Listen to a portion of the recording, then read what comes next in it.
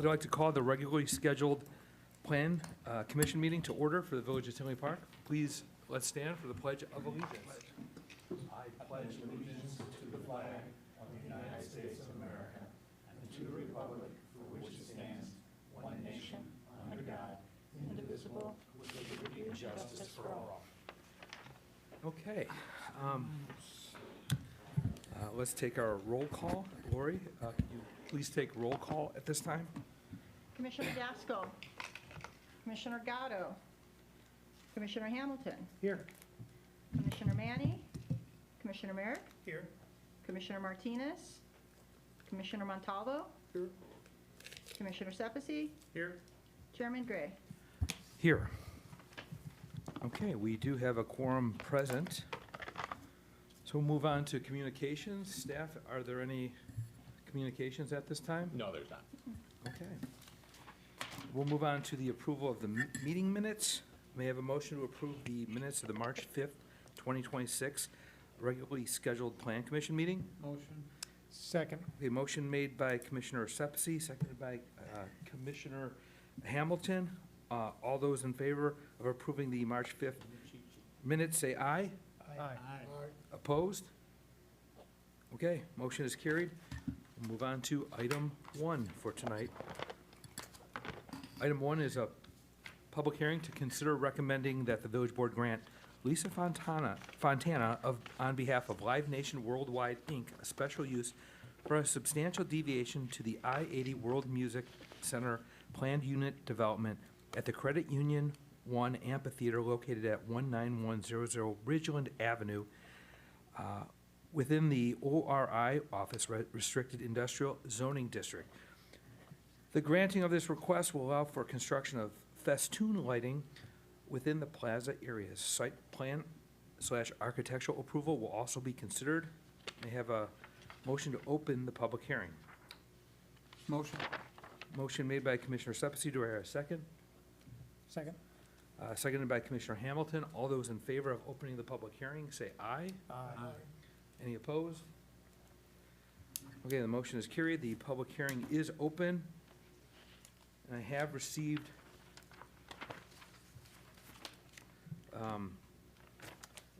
I've received that this has been published in the newspaper, the public hearing.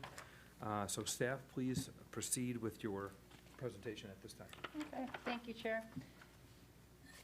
Okay, so the site, the subject property is one that many Tinley Park residents are well aware of. It's the amphitheater at 191 Ridgeland Avenue. So this outdoor music theater has been around for quite some time. It was approved in 1988. So it is located south of I-80, east of Oak Park Avenue at the point at which Harlem and Oak Park Avenue split. So it is east of both of those roads, west of Ridgeland, located about the equivalent of 191st Street, east of the terminus for 191st. So the amphitheater has performance facilities, so this is like stage, back-of house area, lawn seating, parking, detentions, structures, plaza areas. Some of this serves the artists, front of house, and as I mentioned before, some is back of house. As far as the layout and aerial, you can see up on the screen in red on the aerial to the right. I just wrote North Plaza, South Plaza for reference. So most of what I'm going to show you is as published in the staff report on our website. So a little bit more about the history of the site. So we've known this property by many names. So whether it be World Music Theater or Tweeter Center, or in this case now, Credit Union 1. So as I mentioned, it was approved in 1988 as a PUD, the I-80 World Music Center. That ordinance was for a rezoning and special use permit to create that PUD. That was for 80 acres, which is a little bit smaller than our subject property today. And, there was some justifications and standard or reasonings for the benefit of a PUD. So I just mentioned that in the staff report as well as here, landscaping, shields properties, and the type of use will stimulate commercial growth, that sort of thing. Surprisingly, there have been no subsequent zoning entitlements in all of these years. So the property, along with the change's name, has gone through adjustments here and there, adding parking, adjustments to the structures, that sort of thing. So, you know, a lot of that has been caught in the approved in the building permit issuance process.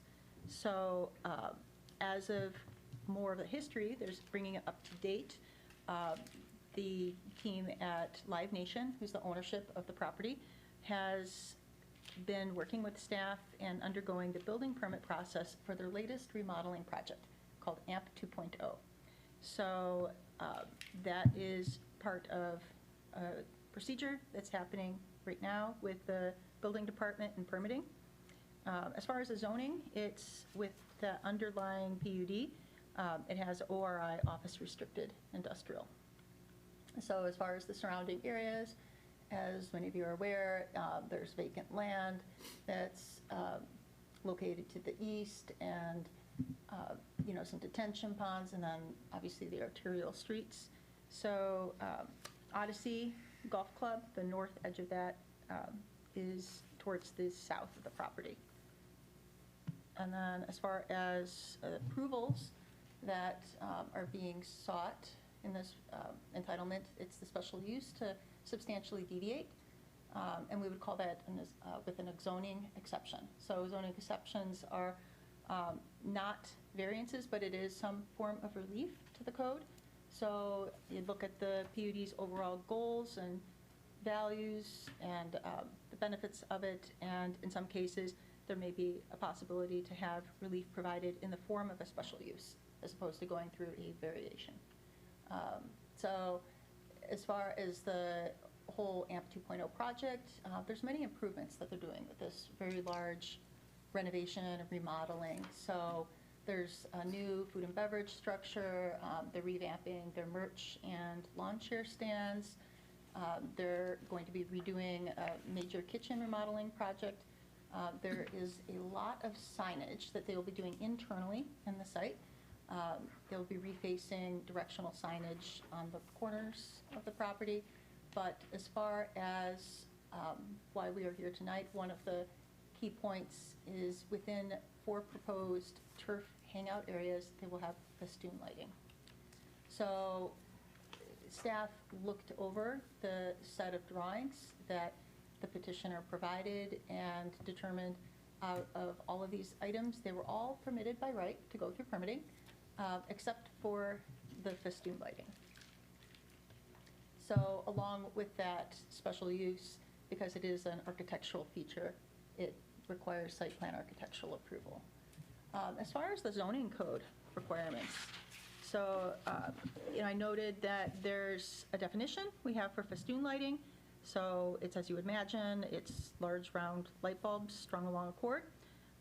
And we have 2 sections in our zoning ordinance. One is actually in the sign code that allows it's a prohibited type of sign and lighting, but there is a possibility that may be authorized by the zoning administrator or the designee. And then secondly, there are general exterior lighting requirements in our glare performance standards code. So that says that there is no uplighting. I do want to also note that the definition for festoon lighting says it's typically used for special events. So this proposal would be lights there all the time, not for limited events. So as far as the code is concerned, you know, it doesn't meet this by right. So, you know, we would do the ordinance and it would apply to the whole PUD just for the nature of what we propose here tonight for the type and specs of the festoon lighting. As far as the proposed use, so a lot of this I've already mentioned, some key highlights about why from the petitioner. So it will help with the remodeling that makes it a more attractive facility, right? Both for guests and performance artists. So that contributes directly to an increase in economic development by patronage to local village establishments. As a point of data, they noted last year they had 35 shows and over 480,000 guests. They believe that the festoon lighting will help provide guest safety while keeping light pollution at a minimum. So this is not just for the artist's performance, but also for the surrounding areas outside of the property. This property, if I didn't mention before, at this time is over 100 acres.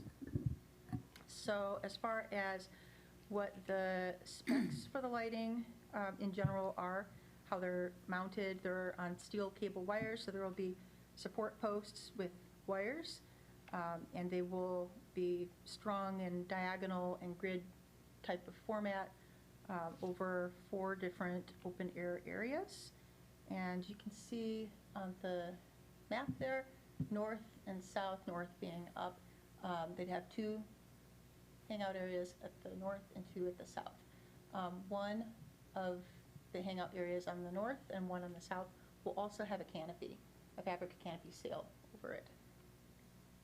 And then as far as the, just the general location, you know, thinking back to the original aerial that you saw, these are fairly centralized and localized within the site. So, you know, they're not located at the perimeter or anything close to being the exterior of the site.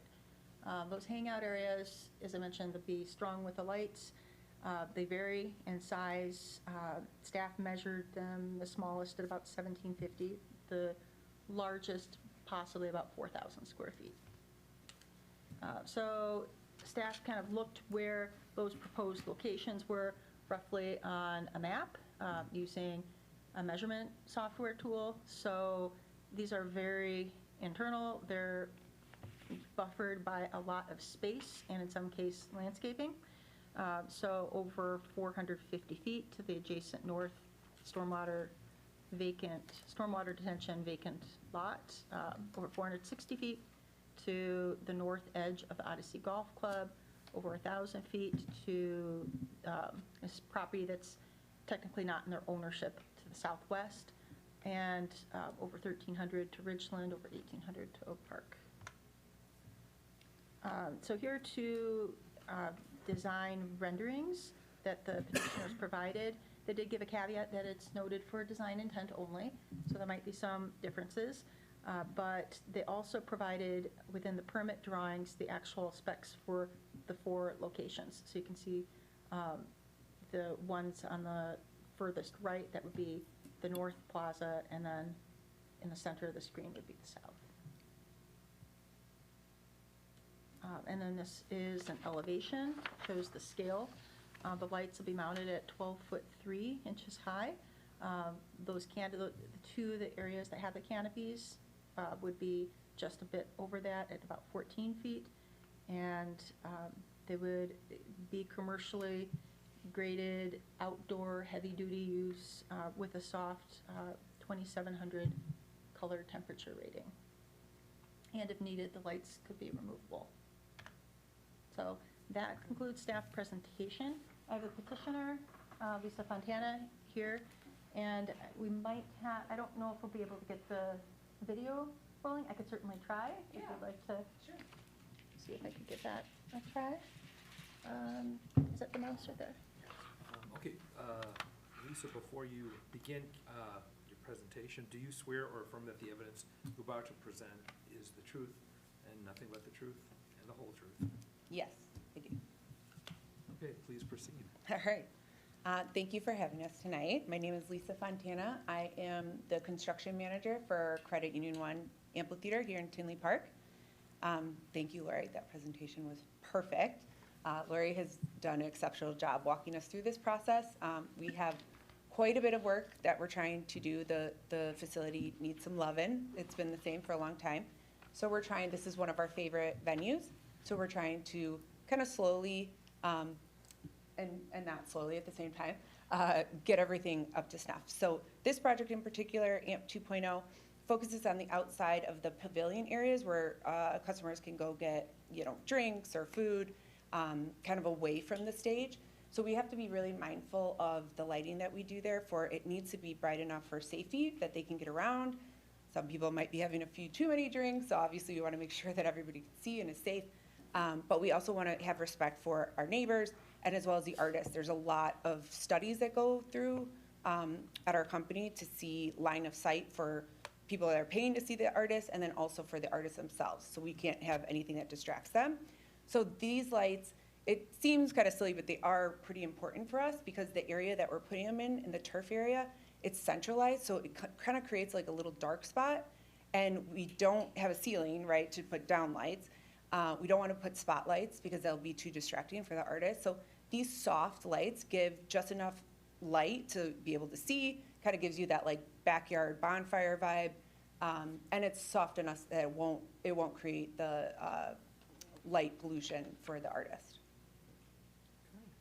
Okay. Okay, so is that gonna work, Lori, the presentation, or no?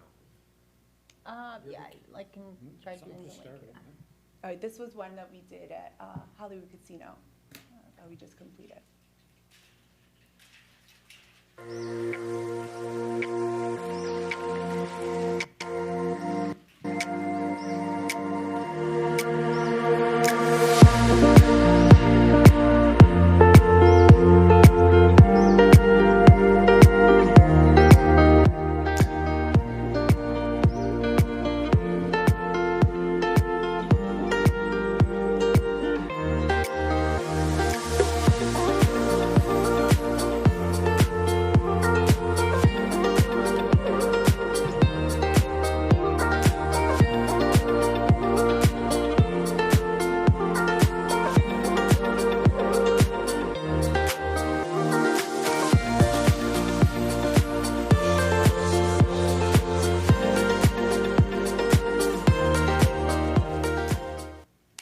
Nice. Okay, we will ask our commissioners if they have any questions or comments. We'll begin with Commissioner Montalvo. None. Commissioner Sepisi. Nothing at all. That's great. Commissioner Hamilton. I'm just trying to understand why it has to come for this exception. And I'm going to be you a question to Lori. I don't quite understand why this isn't covered by the normal laws, why it has to come to us now. Technically, it's because of the uplighting. So, Uplighting? yeah, our code specifies that lights need to be U0 rating. And so that, along with the other part of the code that says that festoon lights may be discretionally approved by the zoning administrator as for special events, the community development staff reviewed those excerpts of code and determined that it would require relief to the code. Because it's not a special event, it's an ongoing, it's Mhm. permanent. Because Yes. every event's not special. They're special event. Just kidding. And just so you know, they will be turned off, obviously, after curfew with all of our shows. They won't be left on around the clock. Okay, thank you, that was my only question. Commissioner Mayor. Yeah, I guess I have two questions. One of them relates to like the size of the walls that are around the property. I know there are, right? Otherwise, people could just walk in and out. And if that would block some of the light from other areas, I know it's kind of locked away from, it's pretty far. But we've talked about developing one of these areas, right? We have a new PUD over there. So that's one question. The other one I have is that these are the sorts of things that are often used in outdoor spaces for bars and restaurants and those things. But in Tinley, that's not an acceptable use? I mean, I ran restaurants in Milwaukee and we had these. At this time with our code, it is not. Okay. And, there, maybe in the future, that could be something that could be changed, but especially with light spillover, as it relates to foot candles and the height of that light to an immediately adjacent neighbor. If it were a structure that was 10 feet and let's say they had lights that were lining the edge of their canopy, right? Then that might be intrusive, but as it stands right now, the festoon lighting technically isn't permitted by right. Okay, yeah, so I guess the other question is about the size of the walls that are around it. So the property itself is about 100 acres. The actual facility is pretty centralized, so we're quite a distance from it. And then the site is kind of built up in the middle. We have our huge stage roof that blocks it completely on one side. And then our pavilions themselves, they're basically set up like with these little structures for food and drink and merch all the way around them. So by having the lights in the middle, you won't be able to see them from any side because they're within building structures. Right, so the walls are higher than the lights are hung? So we Or have just because of the distance? the distance. Well, see, we have fences. We don't have like retaining walls, right? Did I measure things? Yeah. So we have fences that, how tall are those? Like 10 feet? Sorry, this is It's Courtney. chain link, right?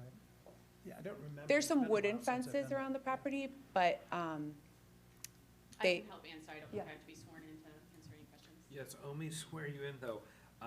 State your name, what was it? My name is Courtney Rourke, I'm the general manager. Okay, Courtney, do you swear or affirm that the evidence you are about to give will be the truth, the whole truth, and nothing but the truth? Yes, I do. Okay, please proceed. Yes, so the property is surrounded by gates, so we have gates that are probably 16 feet high, and then in between each gate, there's buildings on each side of the gate. So what's really preventing you from seeing any of the light would be like our restroom building on the south side, which is taller than the festoon lighting. So it's building, gate, building, gate, building, gate throughout the whole property.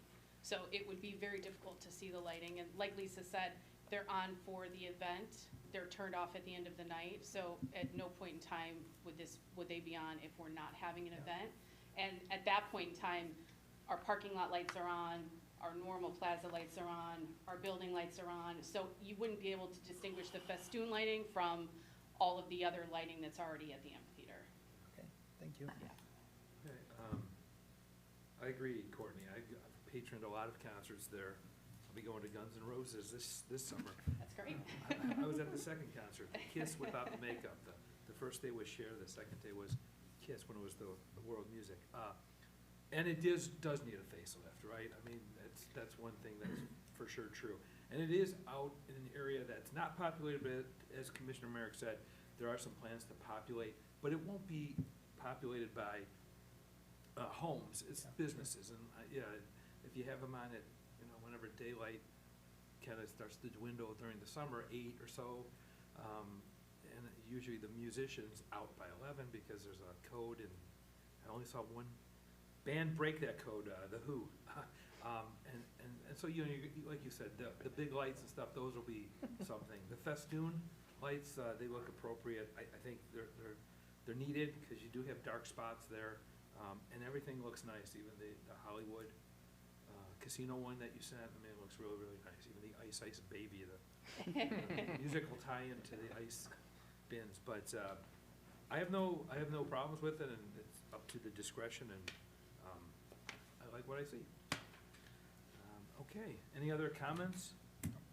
Okay, with that said, you ladies can sit down. thank you so much. We will, can I get a motion to close the public hearing? Okay. Second? Motion made by Commissioner Sepsi, seconded by Commissioner Hamilton. All those in favor of closing the public hearing, say aye. Aye. Any opposed? Okay, the public hearing is closed. If you want to go through the standards at this time, Lori, please do so. Okay, up on screen, I have the standards for architecture and site design, as they're noted in the staff report. And then also, as noted in the staff report, are the special use standards, of which staff has drafted a response in conjunction with the response to the standards that the petitioner provided. So the first, that the establishment maintenance or operation will not be detrimental to the public. The proposal will not be detrimental. The festoon lighting will aid in the safety for guests by illuminating the dimly lit hangout pavilion areas. Secondly, the use will not be injurious. The property will not be injurious to any neighbors, nor will it diminish or impair property values. The amphitheater is in the center of over 100 acres, making the festoon lighting at the hangout pavilion areas a substantial distance to adjacent property and public right-of-way. The height of the lighting is considered to not be of intrusive scale. And then similarly, there's a response to the next standard. The use will not impede the normal and orderly development of surrounding property. The festoon lighting is appropriate for the use of the subject property, and its location is internal and thus is a substantial distance. And also referencing the height of the lighting as well. Next standard about utilities, access road drainage, et cetera. These are necessary facilities which will remain unchanged. The next bit regarding ingress and egress, the lighting will improve ingress and egress of pedestrians internally navigating the site. The vehicular ingress and egress of the site will not be affected. And then regarding conforming to code, for the rest of the proposal, the petitioner has indicated they will do so. And then lastly, regarding economic development, as part of the AMP 2.0 remodeling projects design standards for Live Nation worldwide, the festoon lighting will contribute to the positive economic impact by attracting more guests as well as more performing artists. Guests attending the performance directly contribute to the economic development of the village via patronage to local hotels, restaurants, shopping, and gas stations. That concludes the standards. I have a motion, number 1, for the special use up on screen. There are 2 motions. Okay, we have 2 motions. Can I have motion number 1 for the special use? Go ahead. I'll make the motion. Make a motion to recommend that the village board grant the petitioner, Lisa Fontana, on behalf of Live Nation Worldwide Inc., a special use for a special substantial deviation to the I-80 World Music Center planned unit development to allow for construction of festoon lighting at the Credit Union 1 Amphitheater at 19100 Ridgeland Avenue within the ORI PD Office Restricted Industrial I-80 World Music Center zoning district, according to the submitted plans and adopt the findings of fact as listed in the March 19, 2026 staff report. Okay, do I hear a second? Second. Okay, motion made by Commissioner Montalvo, seconded by Commissioner Sepisi. Lori, could I have a roll call? Commissioner Hamilton, Yes. Commissioner Merrick, Yes. Commissioner Montalvo, Yes.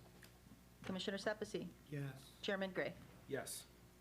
Okay, motion 1 carries. Now may have a second motion, motion number 2 for the site plan / architectural approval regarding this item. I'll make that motion.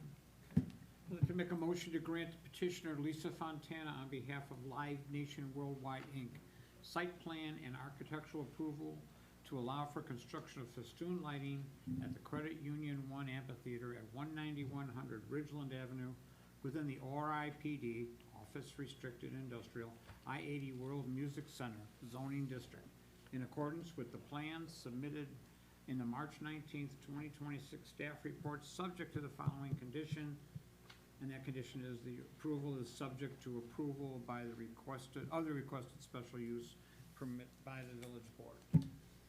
Okay, motion made by Commissioner Sepsi. Do I hear a second? Second? Seconded by Commissioner Hamilton. Lori, can you take the roll call? Commissioner Hamilton, Yes. Commissioner Merrick, Yes.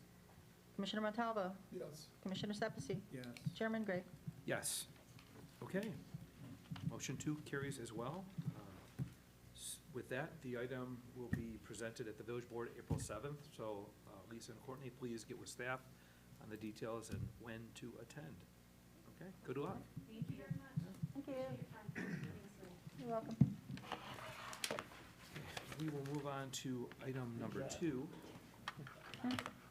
Item number 2 is a public hearing to consider recommending that the village board grant Simon Design Group LLC on behalf of Rizza Buick GMC Cadillac Incorporated variations to section VC7F and section VC7G of the zoning ordinance to allow building facades to be below the minimum required 75% of face brick and masonry requirement, and for facades to be constructed with more than 15% of an alternate building material, and a variation to section VB Schedule 2 of the zoning ordinance to reduce the required front yard setback from 50 feet to 47 feet on the property at 8425 West 159th Street in the B5 Automotive Service Zoning District. Site plan and architectural approval will also be considered May I have a motion to open the public hearing? Motion to open the public hearing. Okay, made by Commissioner Hamilton. Do I have a second? Second. Seconded by Commissioner Montalvo. All those in favor of opening the public hearing, say aye. Aye. Any opposed? Okay, the motion is carried. The public hearing is open, and I have received certification of the public hearing notice being published in a local newspaper. So staff, please proceed. Yes, thank you, Chair. So as noted, the subject property is 8425 West 159th Street, just west of 84th Avenue. It is the Rizza Automotive property, automotive sales dealership with 2 buildings on the subject property, along with vehicle display, and the property is just over 5 acres. The property has B5 Automotive Service District zoning, and the property twice has gone through entitlement process, 2006 and 2013. The nature of those requests involve, site plan approval and some variations. One involved the second building, having the second building on the property, and some variations related to the signage on the property. Surrounding properties, the north side of 159th is Orland Park, with commercial land use, including directly across the street, a automotive dealership. Both to the east and west, we have properties with B5 zoning as well, with commercial land uses, and to the south, R6 medium density residential zoning with single-family attached residential uses there.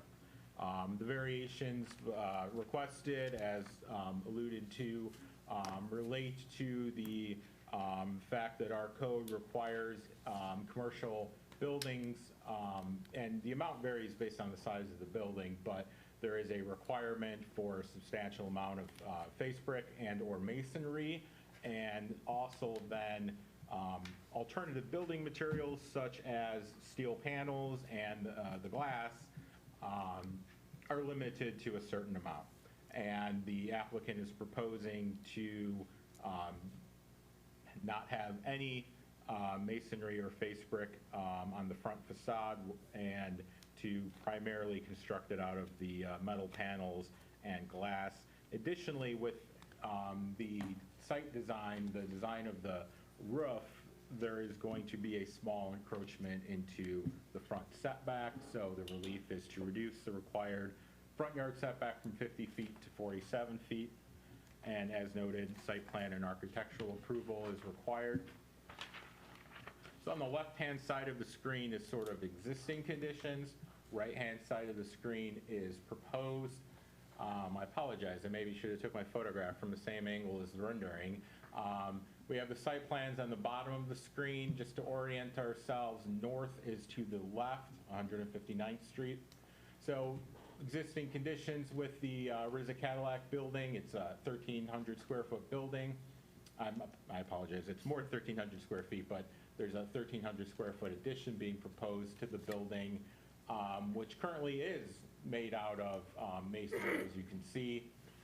On the right in the rendering, you can see that they're going to have the addition, and that's going to be a facelift, if you will, of the entire sort of front of the building, so the front facade, and then sort of wrapping around a portion of the sides of the building as well. And that's to be built, constructed out of a alternative material, ACM, which are aluminum composite metal panels, so metal panels. So again, buildings over a certain size per code need to be constructed with the masonry or the face brick, and the applicant is proposing these alternative materials. I have the elevations here on the screen showing the ACM and the glass panels. The request comes from Cadillac, the automotive manufacturer, so the dealerships are required to update their look, and this is sort of the mandated look that Cadillac is requiring. And then, as noted with the front setback, so the roof, let me back up to the kind of the rendering, actually the elevation, well, it's kind of hard to see, but the roof line is going to be a little bit different, the roof or and there's a geometric sort of angle on the roof. You can actually see it on the rendering there. On the top right, there's kind of different tone there, different shades. That's because the roof, it's not flat. There's an angle to it, but to accommodate that angle, in the corner, the building is going to kind of have a support that encroaches by approximately 30 inches or so into the required setback. So top left corner is an image of what's proposed that show the approximate 47-foot setback being proposed from the floor. It doesn't really show the building encroaching though on that site plan, but when you look through the floor plans, you kind of see that, you know, support column, for lack of a better term. It's not building or usable space, but it is part of the building, you know, goes down to grade, and it does encroach into the setback. It should be noted that the existing building actually does encroach into the front setback as well, and in fact, it encroaches by about 5.5 feet. So the area where the existing encroaches, that's going to be removed. So the building actually would better conform to the code. So again, as noted, the petitioner states that this is a hardship due to mandates from Cadillac, the automotive retail manufacturer, regarding an updated look for Cadillac dealerships within a certain period.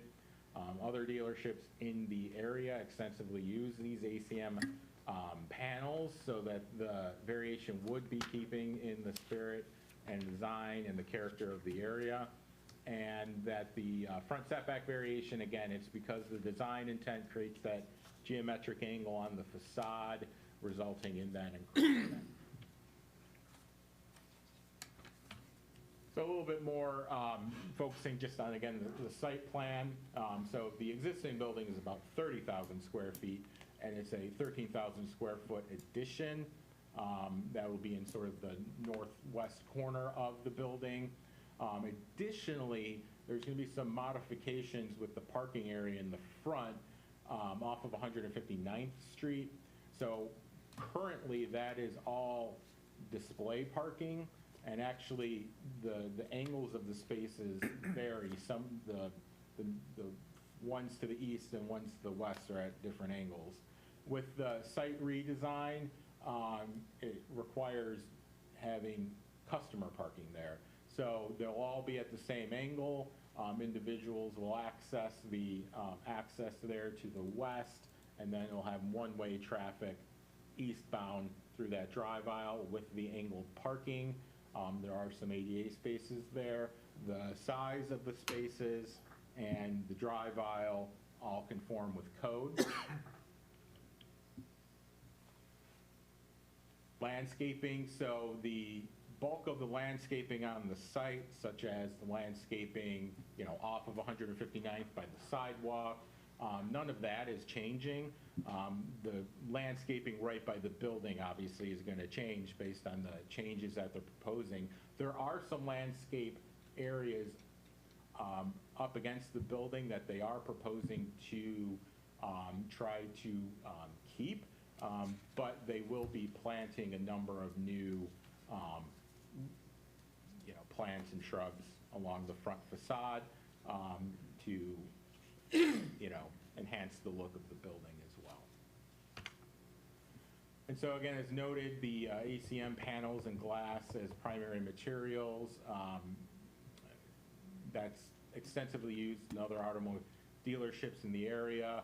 The images on the screen show some of those other automobile dealerships that are in the vicinity, and even in some cases directly adjacent to the subject property, that primarily use these metal panels. So one last note, or two notes about signage. There is some information if you look through the plans, showing signage. Those are just for informational purposes only.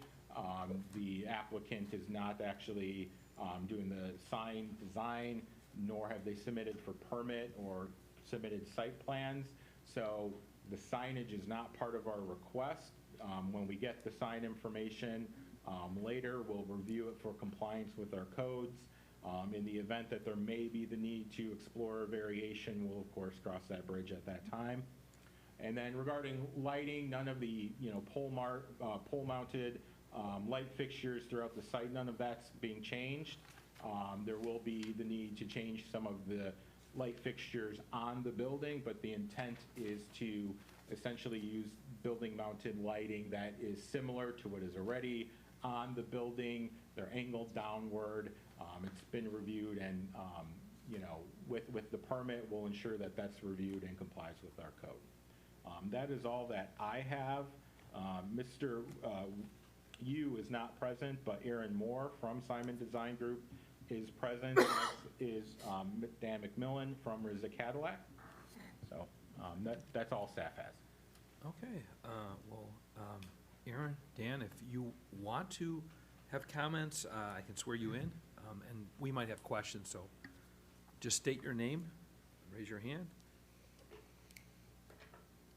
Aaron Moore from Simon Do you Design swear Group. or affirm that the evidence you are about to give will be the truth, the whole truth, and nothing but the truth?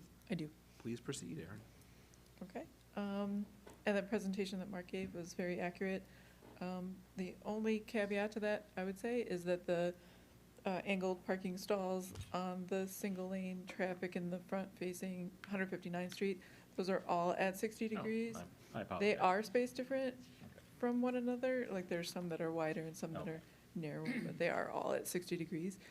So to your point, the drive aisle and all of the geometry meets the code requirements for that. I think the difference is that we just space them differently just to avoid a car door hitting one of the bases for the light poles. So that was the kind of driving factor there for the design of those angle stalls. But if there's any other questions you might have for me, I can address them. Sure, Aaron. We'll start with Commissioner America. Okay, so I guess I have two questions. One is for staff. So the two examples you gave us, one is in Orland, right, and one is in Tinley? So those three, those are all in Tinley Park. These are all- Orland Toyota is in Tinley Park. Okay, so, and do you know when those were approved? Not offhand, but doing a little research, the exterior building material requirement used to be in the building code. So variations to the zoning code were not approved as part of that process because it was not part of the zoning code. So all of those were built sometime prior to a code amendment that moved the building material requirement from the building code to the zoning code. But I These don't were have two the different specific dates. commissions, Right? Yes. Yeah, yeah, okay. All right, thank you. You're welcome. Thanks, Commissioner America. Commissioner Hamilton. I'm curious, you mentioned that the offset is actually improving from the existing condition. So was there a variance on the existing condition, and would that still apply if there was one? That's a great question. And no, I did not find any record of a variation being granted for the, 44.5-foot setback that is currently present. The only information I could find on the site related to the, approvals from 2006 and 2013, that did at one point, involve changing the material, changing the facade and the look of the Cadillac building, but there was not a zoning variation for that setback. I'm not sure if it was, if the code was different at some point previously and it was just considered a legal nonconformity or not. Thank you. Okay, thanks. Commissioner Sepisi. My only question would be these materials, the ACM that's going to be used for cladding and stuff. Is the fire department okay with it? It's a fireproof or fire retardant material? Yeah, I'm not sure if Aaron could I speak more about the could- material. Yeah, I could speak to that. We've stood in front of the Chicago plan officials that reviewed our plans for a previous project that we've done ACM for, and they have actually stricter requirements for fire resistance rating on the exterior cladding material. And so it met Chicago code.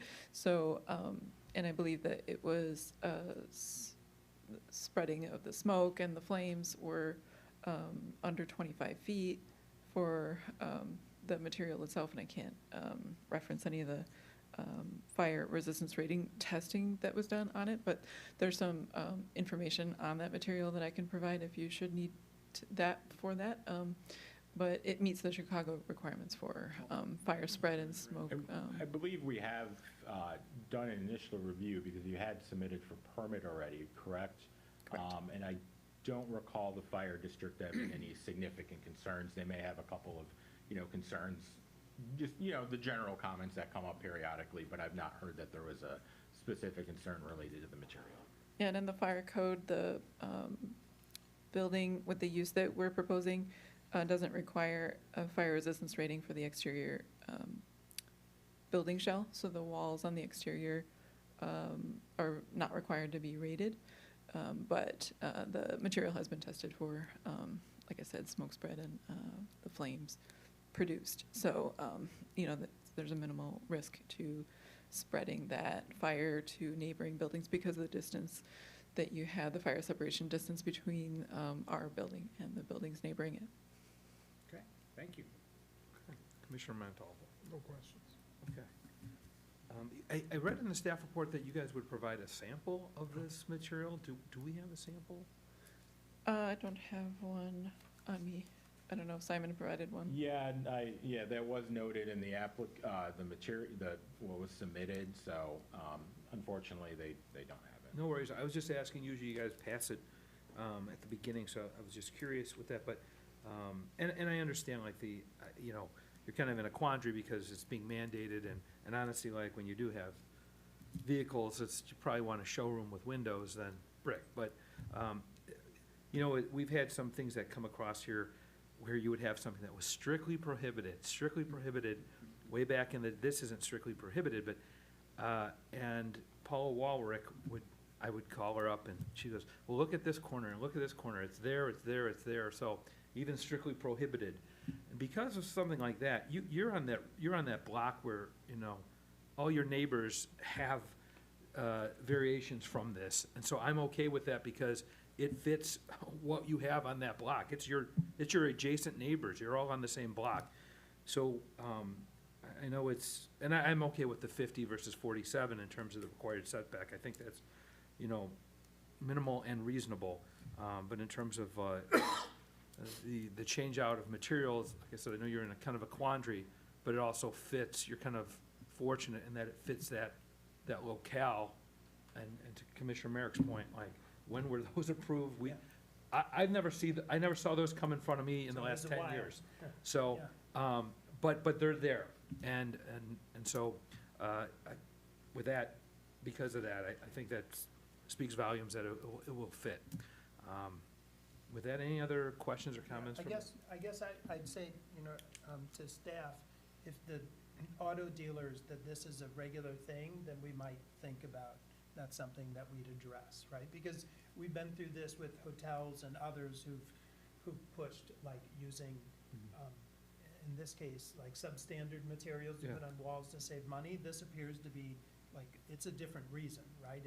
It's mandated and other folks have done it. So that'd be good to build that into, like, that area where all the car dealerships are in one area and they have a similar look. So- Duly noted. Yeah, and like you said, they're now the exception rather than the rule, versus like somebody trying to deviate from brick and everything around it's all brick, right? It's everything's nuanced, right? So, okay, any other comments? If not, could I have a motion to close the public hearing? So, Okay, Commissioner Montalvo, seconded. Second. Commissioner Merrick. Okay, the public hearing is closed. You may sit down, Aaron. Mark, if you want to go through the standards. Yes. So I have the variation standards first, so just walking through them real briefly. The first standard has to do with, the site conditions, and again, the property is currently used as automotive dealership, and the request is regarding the materials due to a change in corporate design branding from Cadillac for all of the dealerships. The variation for the reduced front setback is due to a geometric angle in the facade, and this all relates to an addition and a remodel to an existing building. So of course, you can't just push the existing building back further a couple of feet to avoid the encroachment. As to the second standard, unique circumstances, again, this is coming from the automotive retailer manufacturer and a mandate from them regarding updating look, and that other commercial establishments tend to not have those sort of mandates that create an obstacle for a property owner complying with certain masonry requirements that the village may have. And additionally, other automotive dealerships have updated their exteriors with similar materials without the need for variation, since they were done prior to the previously noted code change. The variation, if granted, and would it alter the essential characteristic of the area, and again, this is an area where, as noted, they are currently the exception, so the requested variations actually would not alter the character of the location, but in fact better fit in with the character of the location.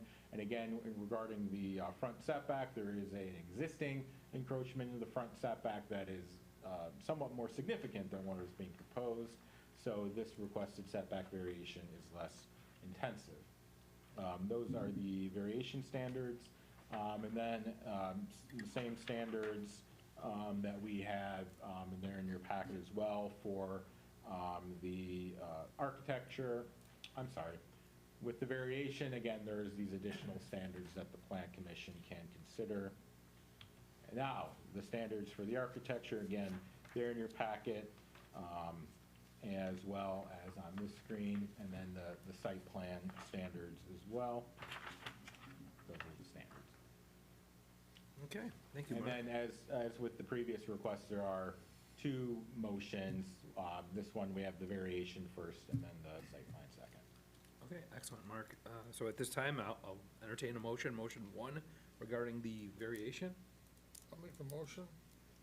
Make a motion to recommend that the village board grant the petitioner variations from section VC7F and sections VC7G of the zoning ordinance to allow building facade to be below the required minimum 75% of face brick and masonry requirement, and for facades to be constructed with more than 15% of an alternate building material, as well as a variation to section VB, Schedule 2 of the zoning ordinance to reduce the required front yard setback from 57 to 47 feet for the property at 8425 West 159th Street in the B5 Automotive Service Zoning District, in accordance with the plan submitted in the March 19, 2026 staff report. Okay, motion made by Commissioner Montalvo. Do I have a second? Second. I'm gonna give the tie to Commissioner Hamilton. There you go. Lori, can I have a roll call? Commissioner Hamilton? Yes. Commissioner Merrick? Yes. Commissioner Montalvo? Yes. Commissioner Sepisi? Yes. Chairman Gray? Yes. Okay, motion one is carried. Now may I have a motion two regarding the site plan architectural approval? I'd like to make the second motion. I make a motion to grant the petitioner site approval plan for the construction of a 1,300 square foot addition and remodel of the existing automotive dealership building on the property at 8425 159th Street in accordance with the plans submitted, and adopt the findings of fact as proposed in the March 19, 2026 staff report, subject to the following conditions. 1, signage to be reviewed for compliance with applicable sign regulations by staff. Okay, do I hear a second? Second. Okay, motion made by Commissioner Hamilton, seconded by Commissioner Sepisi. Lori, please take a roll call. Commissioner Hamilton? Yes. Commissioner Merrick? Yes. Commissioner Montalvo? Yes. Commissioner Sepisi? Yes. Chairman Gray? Yes. Okay, motion number two is carried. So Aaron and Dan, this item will go to the village board on April 7th. Get with staff on when and where to attend, and good luck. Thank you. We'll move on to the good of the well, receiving comments from the public, but there is none. So we'll move on to the good of the order. Yeah, so just a couple of updates regarding the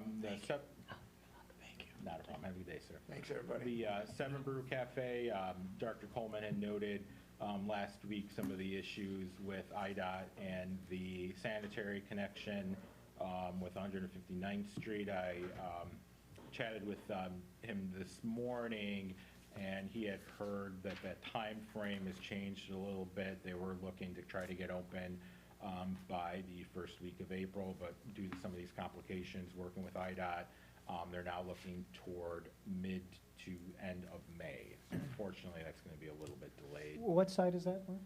The Seven Brew Cafe. I would also like to let you know that the Fifth Third Bank project on Harlem, we actually just issued the permit for that yesterday, I believe.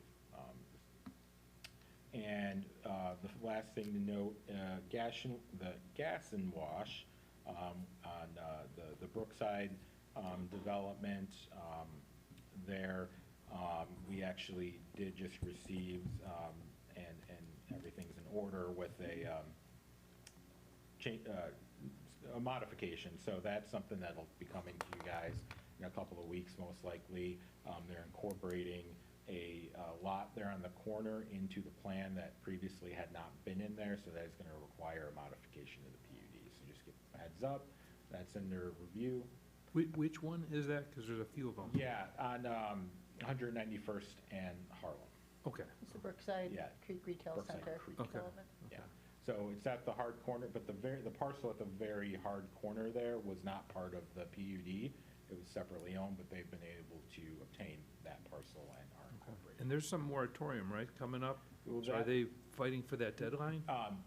The moratorium is in place, but due to the existence of the previously approved PUD, they are They're doing, in and that there, is yeah. something that was well looked at and discussed, we'll Okay. say. I just want to make sure, right? Nope, definitely. It's we wanted to time make sure. sensitive, yeah. so. Yep, that is all I have, Chairman. Okay, thank you, Mark. At this time, we'll move on to adjourning the meeting. May I have a motion to close the meeting? So moved. Commissioner Montalvo, do I hear a second? Second. Commissioner Hamilton with the second. All those in favor, say aye. Aye. Okay, motion is carried. This meeting is adjourned at, looks like 7:58 PM Central Time. Enjoy March Madness, guys.